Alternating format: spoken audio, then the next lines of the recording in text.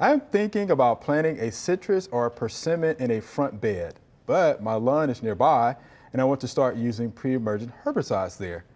I'm just not sure if I'm going to be too close to the fruit trees.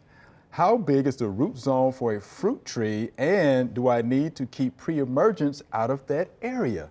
And this is GigaChut on YouTube. So we're going to ask Mr. Booker T. Lee first about that, using a pre-emerge around the fruit trees. It's a good question. Yeah, good question. it should be okay though, the pre-emergent herbicide list, because problem come in a granular fertilizer. You're not putting a seed out there, nothing like that. You're putting a plant out there. Okay. No, it should be okay. Right. And but I just very careful, still read the label on there just to make sure. But the root system should be, they don't spread a whole lot on some of the tree in them, but it should be okay. But I just read the label just to make sure it's on there.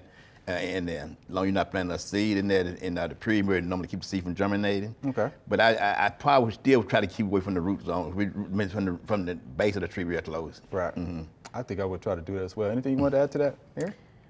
I was just going to add, I hope they're looking into the native persimmon tree. Hey, look at you. That I know it's becoming really popular. Okay. It's picking up some speed, but it's a native, one of the largest fruit trees in North America. How about that? Wow. GigaChut, how about that? You learn something new every day on the Family Plot, I tell you. That's pretty good.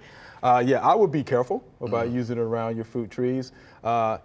And do know this, so when we're talking about like the drip zone, so it's usually 1.5 times the distance from the trunk to the outermost branches. So, I mean, the roots can get out there pretty far. So I would read and follow the label, like Mr. Booker said. You probably have to get that watered in. But yeah, if you want to keep it away from the fruit trees, good for you.